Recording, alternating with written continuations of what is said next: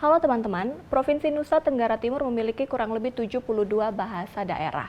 Selain itu, Provinsi Nusa Tenggara Timur juga memiliki budaya dan etnis yang beragam.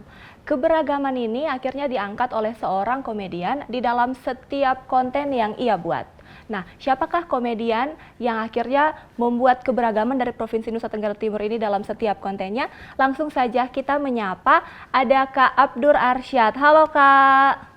Halo semua. Hai, apa kabar? Baik, alhamdulillah. Alhamdulillah. Kesibukannya Kak selama masa karantina, selama pandemi ini, apa Kak? Kesibukannya bermain dengan anak. Ini jaga rumah, kasih Jaga rumah ya? ya kasih oli di roll pagar, begitu-begitu saja kerjaannya. Nah Kak, ini untuk memulai bincang-bincang nih Yola punya satu pertanyaan nih. Kakak bisa ceritakan mengenai latar belakang Kak Abdur, kampung halaman, supaya teman-teman yang nonton bisa mengetahui nih. Baik, saya itu orang tua itu asli dari Lamakera. Lamakera tuh desa di Solo Timur, Mhm. Kabupaten Flores Timur. Jadi dia Ya, tuh berada di teritorial Kabupaten Flores Timur. oke. Nah, pada waktu saya lahir, waktu mengandung saya itu, ayah sama ibu saya itu masih orang tua itu masih tinggal di Kupang. Pada Ya. waktu dari mereka dari kuliah kan, Mhm. kuliah di Undana, kemudian eh, bapak pada waktu itu kerja di Kupang juga. Jadi pada waktu itu saya lahirlah di Kupang. Saya Mhm. lahir di Kupang. Di umur saya 1 tahun, orang tua pindah kembali ke Larantuka, ke ibu kota Kabupaten Flores Timur. Pindah ke sana, dimutasi lah pekerjaannya itu ya, Ya. PNS pada waktu itu.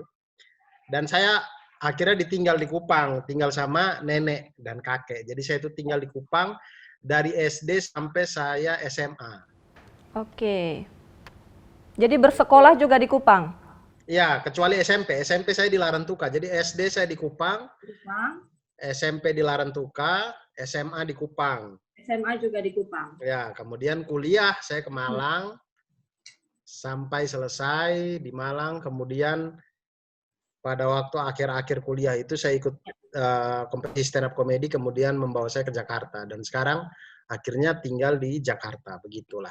Oke. Nah, sebelum bincang-bincang tadi nih Yola sempat baca-baca artikel nih Kak. Katanya Kak Abdur ini sebenarnya seorang tenaga pendidik ya?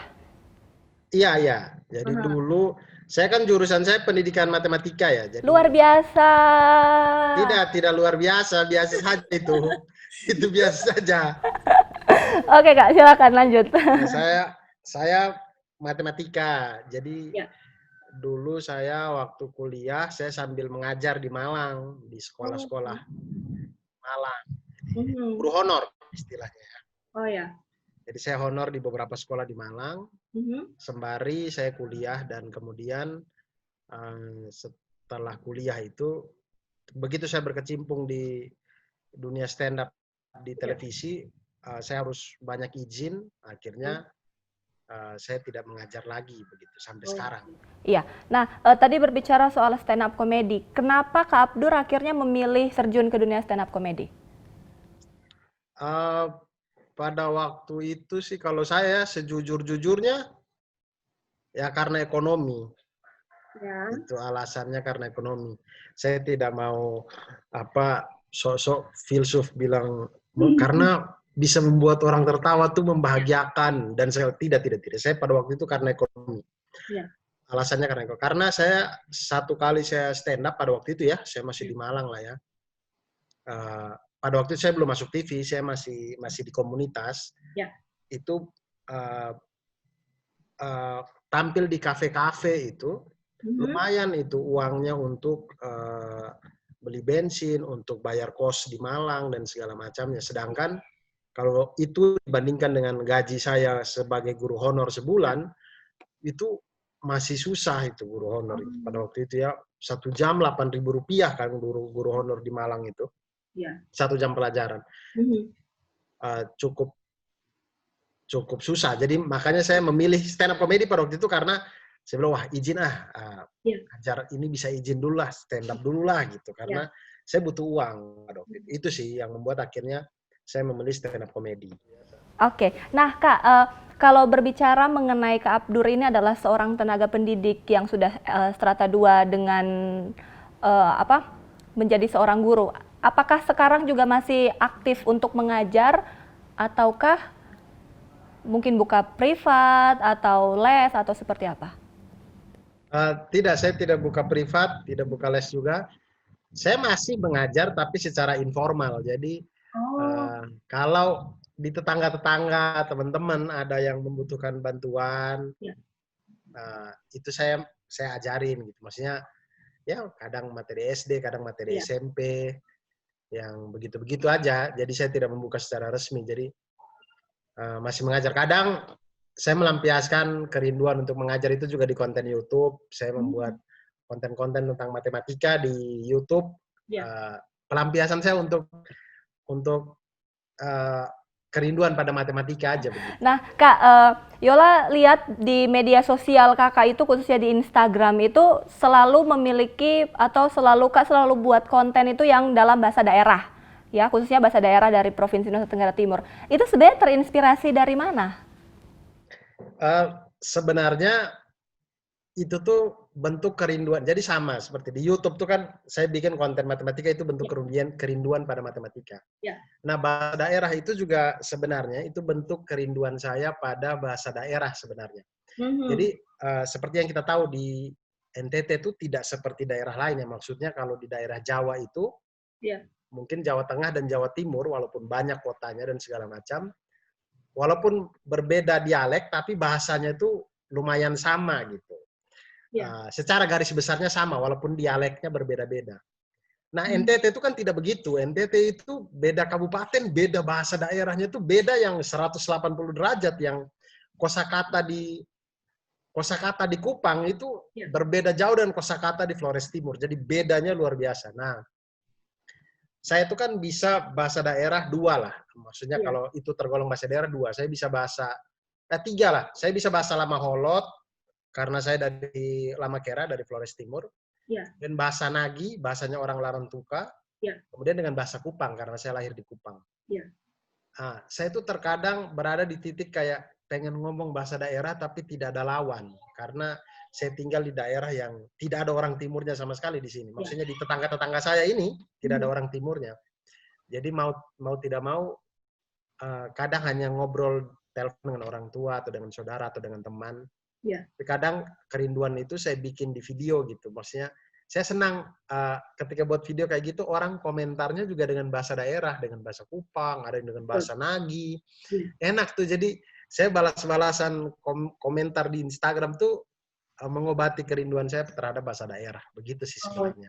Itu motivasinya. Saya bikin video itu sebenarnya. Iya, oke. Tadi Kak Abdur bisa bahasa Kupang, terus bahasa Nagi, dengan satu bahasa apa Kak? Bahasa Lama Holot. Nah, boleh Kak kasih contoh berbicara dalam bahasa Nagi dan Lama Holot? Misal bahasa Lama Holot nih ya. Iya, silahkan. Bahasa Lama Holot. Misal. Hujan, oke, boleh lah. Waduh, temae, ini di hujan, lodo, jaja, baing, jaja, ini sampai ikan jadi banjir semua, Nah, begitulah kurang lebih. Itu bahasa Lama Holot. Boleh diterjemahkan dulu itu soal hujan yang tadi, Kak? Maksudnya tentang, waduh kawan, hujan di sini turunnya banyak banget, gitu.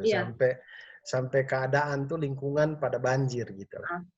Bahasa yang satu lagi, Kak, Nagi. Bahasa Nagi ini, bahasa Nagi itu pasti sering dengar lah, mungkin sering dengar orang Larantuka kalau ngomong ya. Bahasa Nagi itu gini.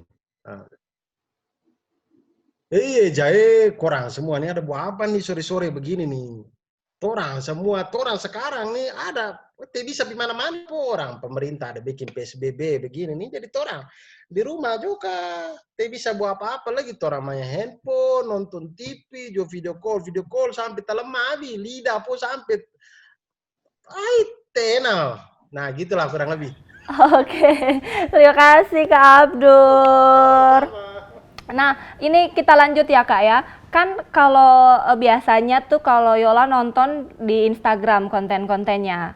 Nah, apa sih yang mendorong Kak Abdur untuk membuat materi dari realita kehidupan di masyarakat NTT?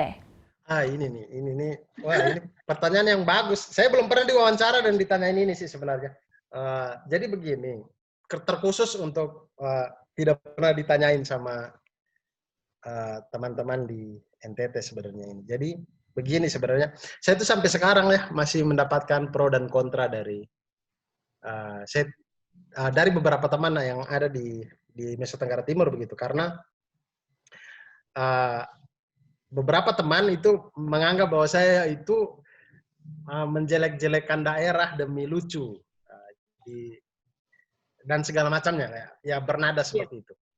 Nah, sebenarnya saya itu berada di posisi yang seperti itu dulu. Maksudnya saya itu setelah SMA di Kupang, kemudian datang pertama kali untuk kuliah di Malang. Itu kan pertama kali saya datang ke Jawa ya, maksudnya pertama kalinya itu waktu kuliah. Nah pada waktu itu saya tuh juga tersinggung begitu kalau orang berbicara, oh dari NTT sumber air sudah dekat. Gitu. Maksudnya saya tahu maksudnya teman-teman yang lain tuh mungkin bercanda, cuman itu tuh ternyata sakit ya di hati itu kalau dipikir sakit gitu, dengarnya tuh sakit gitu. Nah di tahun-tahun saya mengalami masa-masa itu tuh, saya kemudian bertemu dengan titik bahwa ternyata kalau kita bukan mengaminkan, maksudnya berdamai dengan apa yang terjadi pada kehidupan kita, itu tuh jauh lebih menenangkan di hati. Ketika orang bilang, ih sumber air sudah dekat, terus kita yang, iya, memang ada beberapa daerah yang kering di sana, terus kenapa gitu? Maksudnya kalau kita membuka itu jauh lebih enak gitu di hati. Nah, itulah yang membuat saya, sebenarnya titik itu, yang saya akhirnya merasa damai dan merasa lebih tenang, di titik itulah kemudian saya merasa bahwa, oh hal-hal yang saya alami dan hal-hal yang sebenarnya membuat saya sakit hati, itu sebenarnya kalau saya omongkan dan saya berdamai di panggung, itu membuat sesuatu yang lebih menenangkan ke depannya gitu, untuk saya menjalani hidup. Jadinya saya memilih jalan untuk itu. Jadi sebenarnya bukan saya menjelek-jelekan daerah, bukan sebenarnya teman-teman. Jadi saya itu cuma pengen, ayo kita sama-sama lihat nih, maksudnya kita sama-sama tinggal di sana, kita lihat. Walaupun daerah kita berbeda-beda ya, dan satu tempat dan tempat yang lain secara garis besar walaupun budayanya sama, tapi kendala-kendalanya kan berbeda-beda sebenarnya. Tapi dengan kita saling melihat, kemudian kita membicarakan itu dengan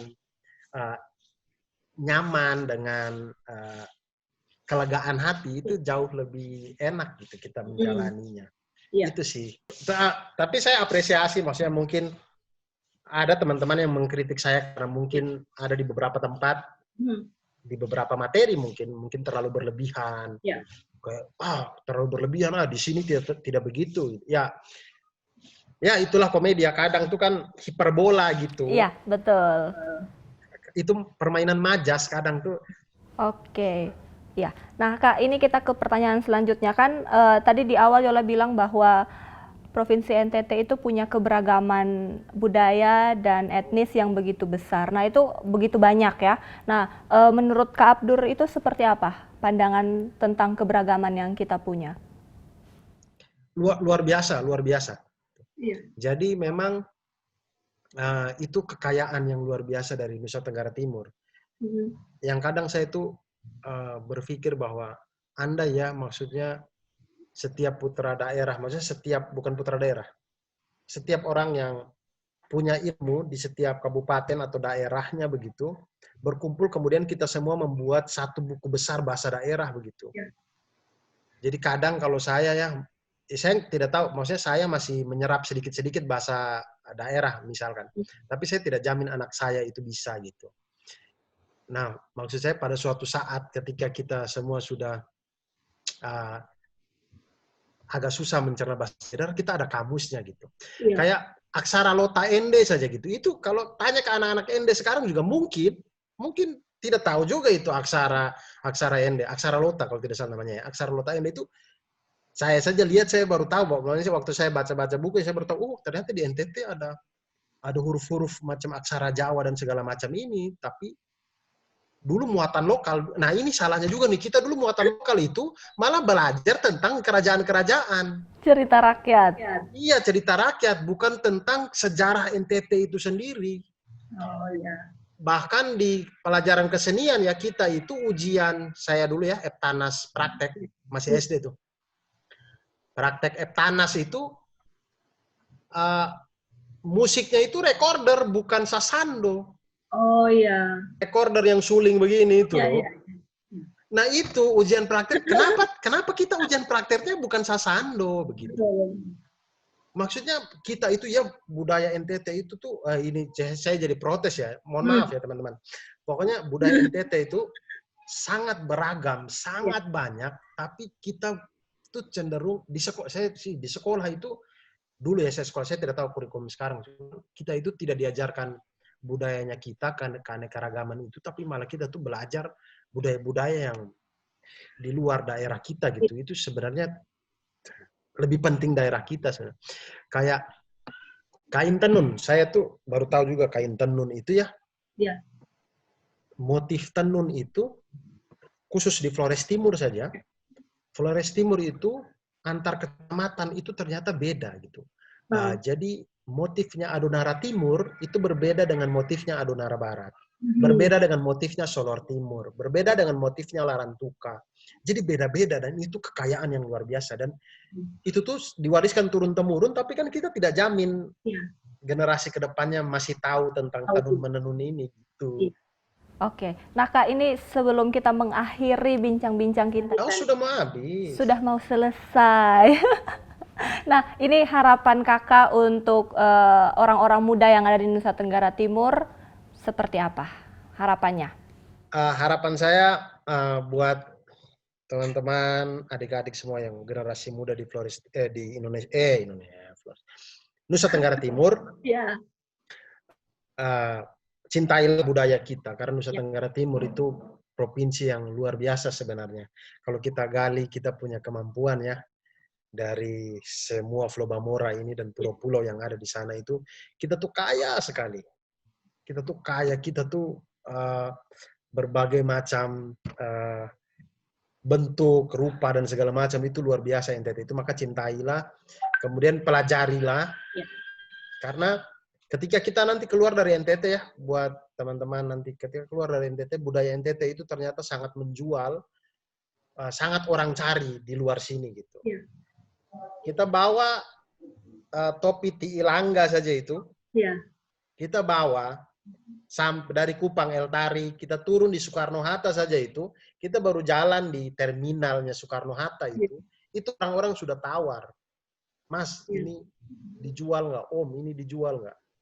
Saking kita tuh begitu keren gitu, keren itu tuh. Cuman ya. Semoga ke depan kita makin sadar itu sehingga kita sama-sama membangun daerah kita menjadi luar biasa gitulah harapan saya. Oke, terima kasih Kak Abdur untuk kesediaannya, untuk berbaginya. Semoga semakin sukses dan semakin diberkati. Sampai jumpa ya Jaya Jadoran semua, orang ketemu lagi nanti di waktu yang lebih bahagia. Iya, terima kasih Kak Abdur untuk kesempatannya, untuk waktunya. Tuhan memberkati. Tuhan memberkati. Ya, teman-teman, itulah tadi bincang-bincang kita dengan Kak Abdur, dan seperti yang tadi sudah dibilang bahwa kita harus melestarikan bahasa dan budaya yang kita punya. Terima kasih.